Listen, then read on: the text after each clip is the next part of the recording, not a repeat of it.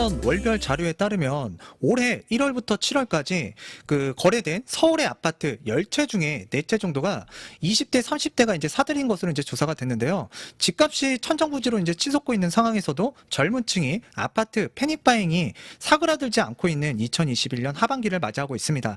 작년에도 20대, 30대가 집을 많이 샀는데 그 현상이 지금까지 이어져 오고 있는 거죠. 자, 20대, 30대가 이 주택, 아파트를 취득하는 배경에 대해서는 그동안 꾸준하게 이야기를 드렸기 때문에 그와 관련해서 말씀드리기보다는 자, 자녀에게 주택을 취득할 때 자, 알고 있어야 되는 내용, 즉 부모님이 알고 있어야 되는 내용에 대해서 좀 말씀을 드리고자 하는데요. 전국의 아파트 값이 유례 없이 이제 불장이 빠지다 보니까 20대, 30대가 평범한 근로소득이라든가 대출만으로는 이제 서울의 수도권의 부동산을 매매하는 것이 하늘의 별 따기가 됐습니다. 자, 이 같은 상황에서 이제 정부가 가계대출 관리를 위한 대출 규제까지 선언하고 있고요. 청년 세대의 위기감이 기반한 내 집 마련 매수 심리가 자극되는 모습까지 나타나고 있는데요. 지금은 아파트뿐만 아니라 서울에서 올 상반기 1월부터 6월까지 매매된 다세대 다가구 연립, 자 100가구 중에 25가구, 그러니까 약 25% 정도가 2030이 매수한 것으로 이제 나타나기도 했습니다. 자, 그래서 이제 마포구라든가 용산구라든가 양천구 등 도심 업무 지역에 좀 가까운 지역에 비아파트를 이제 집중적으로 이제 사들인 것으로 조사가 됐는데요. 자, 아파트보다 이제 가격 상승이 크지는 않지만 주거 수요가 많아 시세 상승을 기대할 수 있는 지역으로 이제 또 몰리기도 한 것 같고요.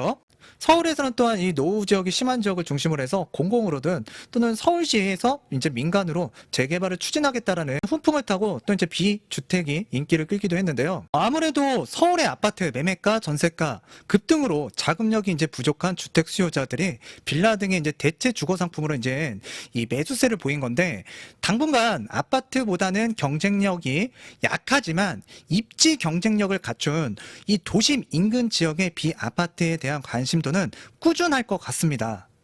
여기에서 이제 말씀드릴 게 20대, 30대가 이렇게 비아파트든 아파트든 주택 취득을 많이 하고 있다라고 하는데, 제가 중개업소를 하거나 또는 상담 요청하시는 분들 중에 그 30대가 이런 질문을 갖고 가다가 하세요. 저 도대체 20대, 30대가 이렇게 집을 많이 사는데 그 사람들은 과연 어떻게 자금을 마련했는지, 소명을 하는지 또 궁금해 하시고요. 어떤 주택 유형들을 또 어느 지역에다 사는지 이런 것들을 좀 많이 물어보세요. 또 이제 반대로 주택 가격이 계속 치솟다 보니까 지금 아직 결혼을 하지 않았고 이제 막 사회생활을 하는 20대, 30대에게 그 자녀겠죠? 자녀의 몫으로 이제 주택을 취득해주고 싶다. 자, 그런데 이제 20대, 30대 부모들이 주택을 많이 사준다고 하는데 어떤 식으로 이제 주택을 이 부모들이 자녀에게 어떻게 취득을 해주냐라고 이렇게 질문을 하시는 분들이 많았어요.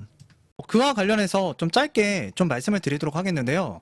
자, 이 자녀분들 같은 경우에도 사실 자력으로 취득하면 좋겠지만 20대, 30대 그 외지가난 사람들 같은 경우에는 자력으로 주택을 취득한다라는 게 사실상 정말 힘든 일이죠. 자, 그래서 이제 부모의 찬스, 부모의 도움을 받을 수 있는 것도 저는 인생을 살아가면서 천운이라고 생각되거든요. 자, 누구나 이제 부모한테 도움을 받아서 주택을 취득한다라는 거는 정말 앞서서 말씀드린 바와 같이 주택을 사는 게 하늘의 별따기라 그랬잖아요. 정말 하늘의 별을 따는 거와 같은 수준이라고 보시면 될 것 같아요. 그래서 부모의 찬스를 사용할 수 있는 분들 같은 경우에는 정말 행복하고 정말 인생을 살아가는 데 있어서 불평불만할 필요는 없다라고 보여지거든요. 그런데 이게 부모님들이 또 도와주다 보면은 또 과도하게 자녀에게 그 좀 몰입하시는 분들이 있어요. 그러니까 참견을 많이 한다는 얘기죠. 아무래도 이제 20대고 30대고 주택을 또 처음 이 취득을 하는 경우 케이스가 많기 때문에 아무래도 좀 걱정스럽고 우려스럽기 때문에 그러리라고 생각이 듭니다. 자, 그런데 이제 20대, 30대에게도 너무 과도하게 집착하거나 참견을 하게 되면은 오히려 또 불편해하는 자녀분들도 있는 것은 사실이에요. 물론 모든 부모님들께서 뭐 과도하게 집착한다거나 또는 참견을 한다라고 할 수는 없는데, 자, 일부 부모님들이 좀 과도하게 하다 보니까 과도하게 참견을 받는 이 자녀분들 같은 경우에는 또 불편해하시는 분들이 상당히 많았기 때문에 좀 말씀을 드리는 거고요. 이 부동산 상담을 하다 보면은 정말 나이대와 무관하게, 그리고 특수관계인들 또는 뭐 굉장히 다양한 사람들을 많이 만나요. 그러다 보면 다양한 케이스도 이제 나타나기도 하는데요. 뭐 일회성으로 뭐 끝나시는 분들도 있고, 만남 자체가, 또는 꾸준하게 이제 연락을 통해서 물어볼 거 물어보면서 또 지내는 경우가 또 있거든요. 그러다 보면 이런저런 얘기가 나와요. 그래서 그런 부분과도 관련해서 이야기가 좀 있었기 때문에 말씀드린 건데, 그래도 제가 이런 말씀을 드려요. 그래도 이 부모의 찬스를 받을 수 있는 사람과 또 받을 수 없는 사람들이 있는데, 그래도 받으니까, 받을 수 있었으니까, 그래도 행복해야 된다, 감사해야 된다라고 제가 말씀을 드리는데, 참견에 대한 불평, 불만을 하기보다는 부모님과 좀 터놓고 의사소통을 하는 게 더 중요하다라고 말씀을 드려요. 왜?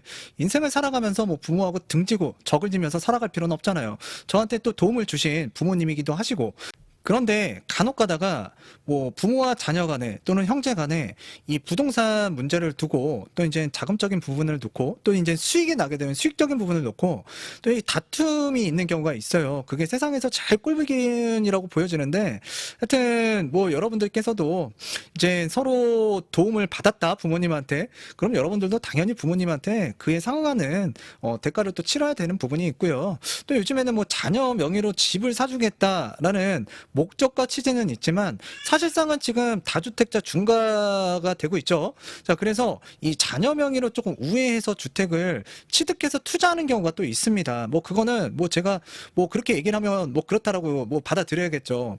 자, 그런데 일단 그런 경우 케이스가 있는데, 이번에는 좀 반대로 자녀의 명의로 주택을 취득해주고 싶은데, 자녀분들의 또 생각은 나름대로 있어요. 저는 좀 기다렸다가 주택 청약을 받아서 내 집 마련하고 싶습니다. 라고 이렇게 또 부모님한테 이야기를 하는 그 자녀분들이 있대요. 그러면 그 부모님 같은 경우에 저한테 자녀가 하나가 있는데 좀 답답한 얘기를 한다. 라고 또 이제 호소하시는 분들도 분명히 있거든요. 이럴 경우에는 부모 자식 간에 터놓고 좀 이야기를 깊이 할 필요가 분명히 있다. 라고 또 보여지는 대목인데요. 오늘은 일단 자녀에게 주택을 취득해주고 싶은 부모님들이 알아야 될 내용. 자, 간단한 건데요. 기본적인 사항입니다. 저한테도, 최근에도 뭐 건너, 이제 저도 이제 이 부동산 업에서 종사를 많이 하다 보니까 그동안 또 이렇게 주택을 취득하고 사고팔고 많이 하셨던 그런 또 관계가 형성이 되다 보니까 주변에서 소개받아갖고 또 연락 오시는 분들이 있어요. 그런데 대체적으로 이제 뭐 자녀 명의로 주택을 취득해주고 싶다. 자, 그런데 이런 부분들은 하나도 준비가 안 돼 있어요. 자, 이거는 제가 항상 말씀드려요. 이거부터 어느 정도 가이드라인을 좀 정해놓고서 상담을 저한테 받든 또 다른 유명한 전문가에게 상담을 받든 하시면 좋을 것 같습니다. 자, 그 첫 번째가 일단 어느 지역에다가 내가 주택을 이 자녀를 위해서 취득해주는 게 괜찮을지에 대해서 몇몇 후보지를 조금 정해놓으시는 게 정말 중요한데, 어디가 좋을까요? 좋은 데 많아요. 그런데 어느 한 지역을 정해놓지도 않고 뭐 저 경기 북부가 되는지 경기 남부가 됐는지 지방이 됐는지, 자, 이거를 그냥 정하지 않고 물어보다 보면은 사실 너무 광범위하거든요. 그렇기 때문에 입지 어디에다가 취득하는 게 좋을 것인지에 대해서 생각을 해보시는 게 좋겠다. 자, 그 다음에 이제 두 번째는 자금의 규모라고 보시면 될 것 같아요. 그래서 이 자금적인 부분, 뭐 누구는 적게는 뭐 4, 5천만 원이 있을 수도 있고, 누군가는 자녀에게 4억짜리 5억짜리 자금을 빌려줄 수도 있고 증여를 할 수 있는 능력이 있는 분들도 분명히 있어요. 자, 그 자금적인 여력에 따라서 앞서서 말씀드렸던 또 입지적인 부분도 달라질 수가 있거든요. 또한 추천 상품에 대해서도 많이 달라질 수가 있습니다. 자, 그리고 이제 세 번째로는 자금 조달 계획서인데요. 요즘에 이제 수도권 같은 경우에는 외지가는 경우 자금 조달 계획서, 또 일부는 그 자금 증빙 서류까지 제출해야 되는 상황이죠. 앞서 말씀드린 그 입지적인 부분, 그 다음에 두 번째 자금의 규모, 이 규모가 정해졌다 그러면 이제 자금 조달 계획서, 자, 증여인지 차용으로 할 수 있는지, 자, 그리고 이제 나머지 기타 금액에 대해서는 본인이 어디까지 조달할 수 있는지 이 왁구를 맞춰야 될 거 아니에요. 자, 그렇게 왁구를 맞춰야 되고요. 또한 지금은 취득세가 중과가 되는 부분이죠. 자, 그렇기 때문에 이제 부모님이 집이 한 채가 있고 추가적으로 이제 자녀 명의로 주택을 취득할 때 지금 세대 분리가 되어 있는지 안 되어 있는지에 따라서 취득세가 중과가 될 수도 있고, 또 부모의 주택이 없는 경우에는 중과가 안 되겠죠. 자, 그렇기 때문에 지금 세대 분리가 가능한지, 왜 중과세를 피해야 되기 때문에, 자, 중과세를 피하기 위해서 이제 세대 분리를 한다, 무작정 한다고 해서 되는 건 아니죠.